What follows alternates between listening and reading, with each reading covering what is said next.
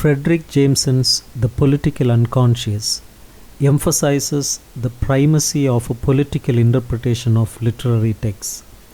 Rather than viewing the political perspective as an optional or supplementary method alongside other current interpretive approaches like psychoanalytic, myth critical, stylistic, ethical, or structural analysis, Jameson contends that it should be seen as the fundamental work for all reading and interpretation. Jameson acknowledges that his thesis represents an extreme position not only within the broader context of literary criticism but also within the realm of Marxist criticism. He rejects pluralism in favor of political interpretation as the singular, non-negotiable approach.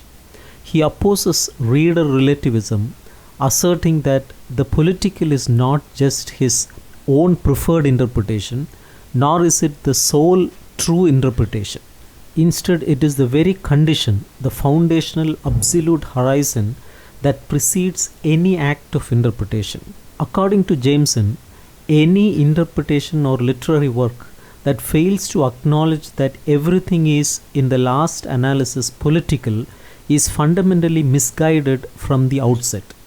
Jameson's use of the term political is flexible, allowing for a range of interpretations. At times, it equates to social as reflected in the subtitle of his book. In other instances, it encompasses the broader concept of historical. When Jameson speaks of the priority of the political, he means firstly the logical precedence of the society, community, or group over the individual person, emphasizing that the private sphere emerges from the public. Secondly, he emphasizes the precedence of the historical over the instantaneous or the eternal, highlighting that place is a pivotal dimension within the broader scope of direction and meaning. These assertions are not unique to Marxism, and they demand thoughtful consideration rather than immediate dismissal. Jameson's argument challenges conventional perspectives, inviting readers to grapple with the profound implications of prioritizing the political in the interpretation of literary works. Jameson challenges traditional modes of interpretation by asserting the primacy of the political and the historical over individual experiences and meanings within literary works. He contends that neither the social nor the historical aspects of the political belong to the realm of potential meanings within a work.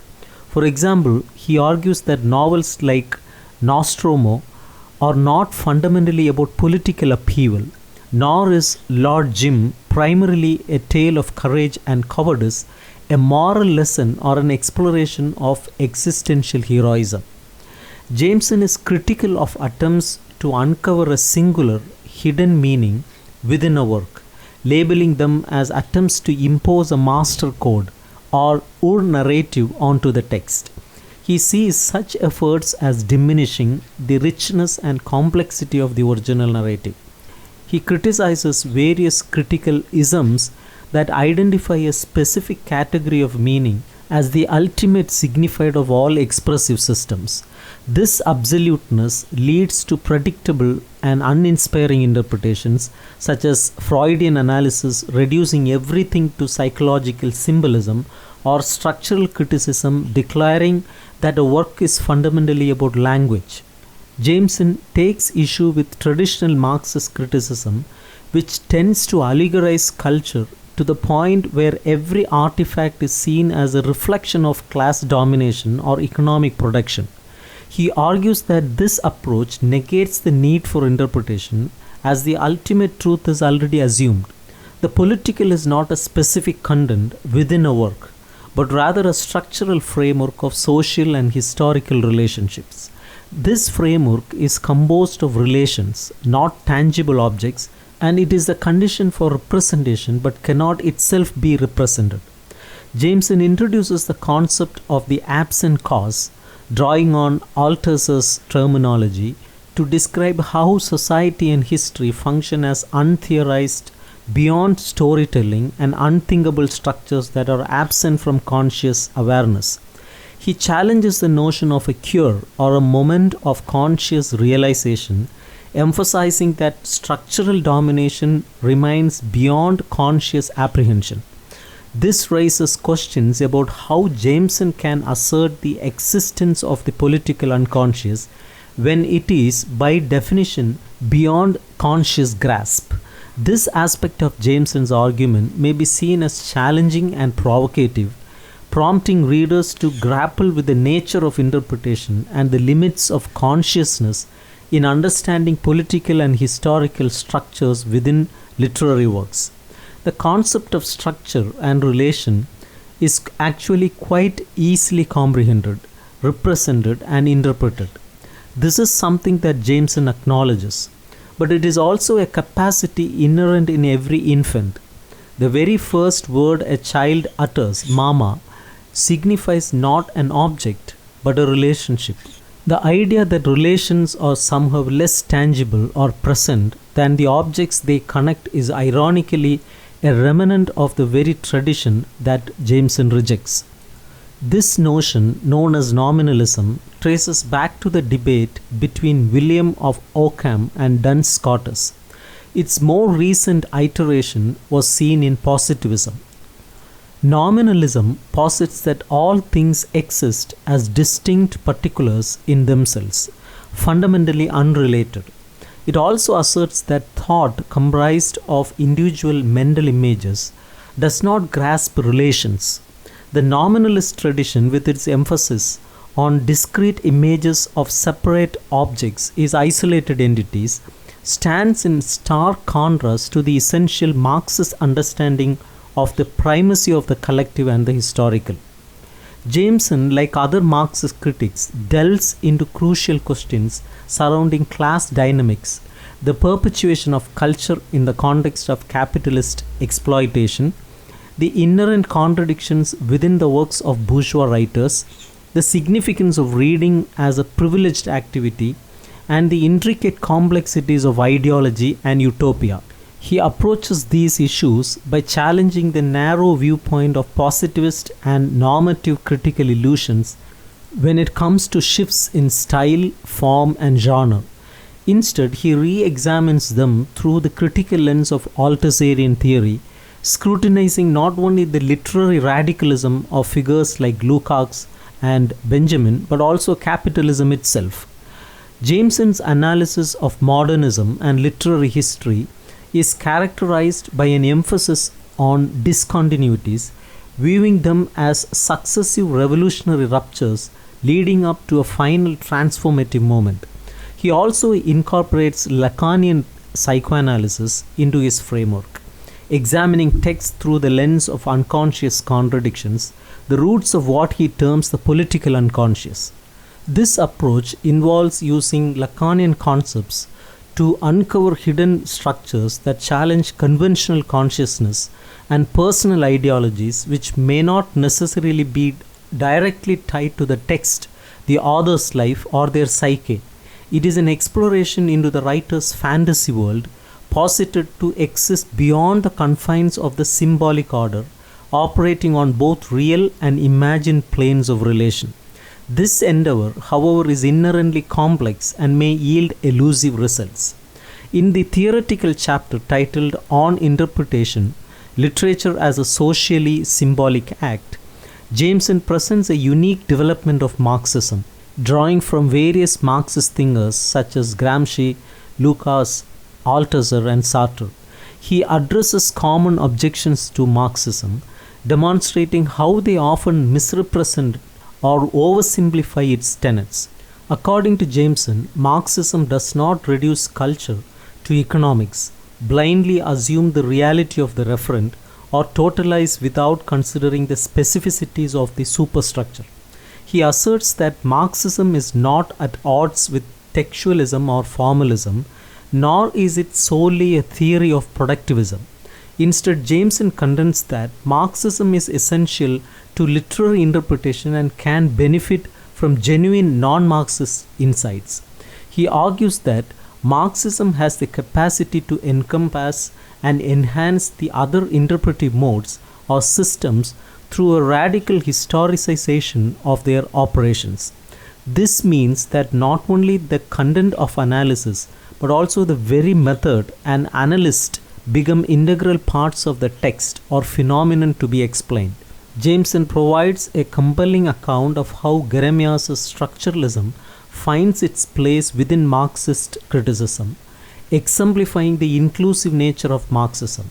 He outlines a three-tiered approach to literary analysis: the political, which involves studying the symbolic act; the social, which delves into class discourse and ideologies; and the historical, centered on the mode of production. The latter serves as the overarching code that encompasses and transcends the others.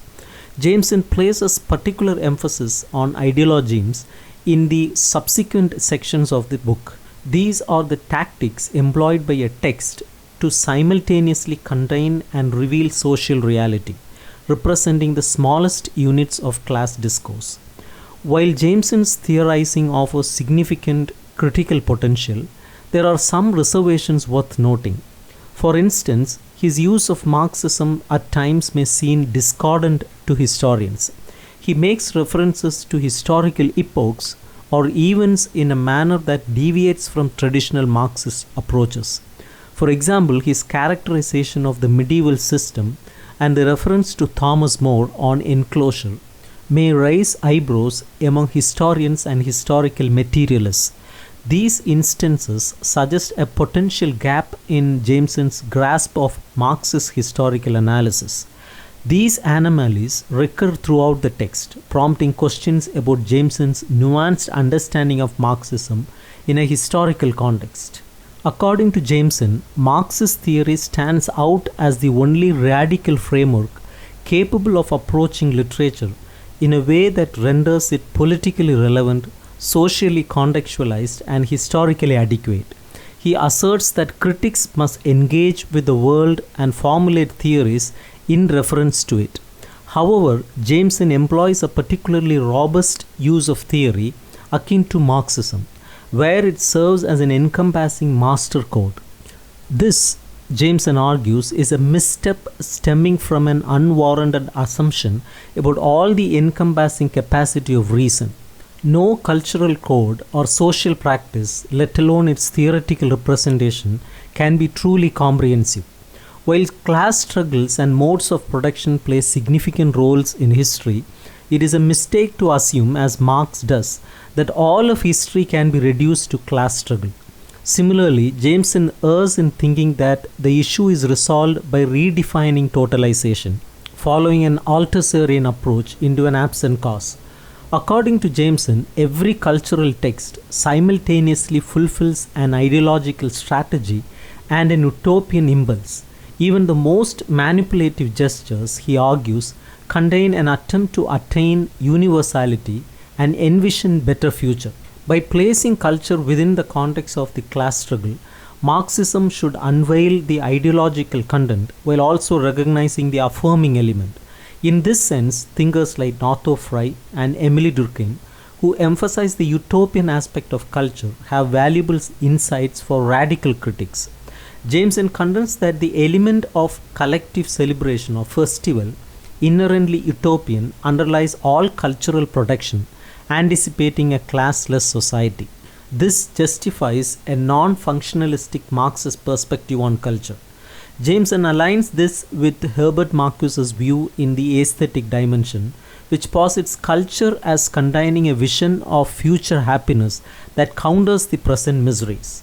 Jameson also acknowledges a deficiency in the Marxist concept of ideology related to an outdated notion of subjectivity. The concept of class, burdened with an obsolete view of consciousness, poses a challenge addressed by post-structuralist criticism. Althusser's structuralist correction, Jameson argues, only serves a limited critical function. According to Jameson, a central task for Marxist theory is to reconstruct a logic of collective dynamics or a theory of the class subject. Surprisingly, he does not mention the work of Bourdieu or Surtout, which moves in this direction. Nevertheless, Jameson underscores the need for Marxism to account for the active dimension of class action on a basis beyond rationality, as Marx may have too optimistically assumed. The experiences of the past century challenge this assumption. Jameson's familiar emphasis on the theological as an ideological model and a source for thinking about technique, he also highlights the importance of continuous re-examination of Hegel.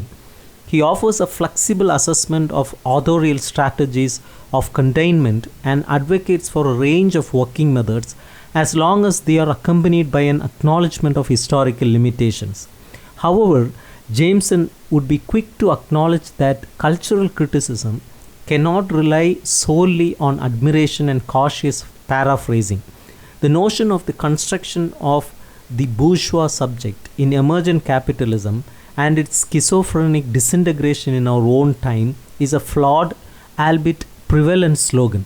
A historically accurate interpretation would reveal signs of disintegration from Defoe to the Gothic within the 18th century, with references to a form of schizophrenia as an underlying subtext suppressed by the pressure to engage in synthetic rewriting. While Jameson embraces Althusser's emphasis on the totality of structure as a replacement for simplistic homologies, he cannot entirely avoid expressive causality.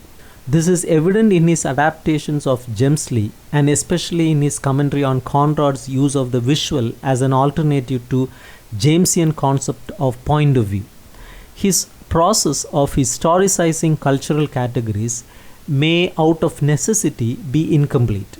For instance, in his analysis of magical narrative, he stops short at the formalist concept of the donor as a crucial narrative position without acknowledging the economic content of the hypocrisy and deceit often associated with the gifts in fairy tales and legends.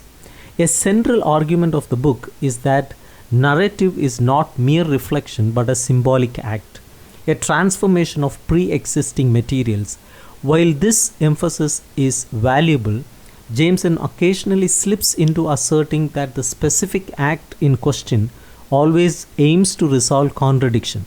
While this may often be the case, there is a risk of essentializing and rigidly defining the literary within a specific location within a revised total structure. The functions assigned to the literary may in fact be more diverse than that. This suspicion appears to underlie the concluding remarks on the relationship between ideological and utopian function. The conclusion of Jameson's argument challenges forms of Marxism that rely on the concept of ideology for demystifying criticism. Instead, he advocates for an approach that combines this strategy with a contrasting utopian inclination. Jameson acknowledges the valid criticism that the traditional concept of ideology can be overly functionalist. While Marxism often asserts that culture serves the interests of the ruling class and that ideology distorts social reality, Jameson insists on the partial validity of this notion. He suggests supplementing it with a less instrumental understanding of culture.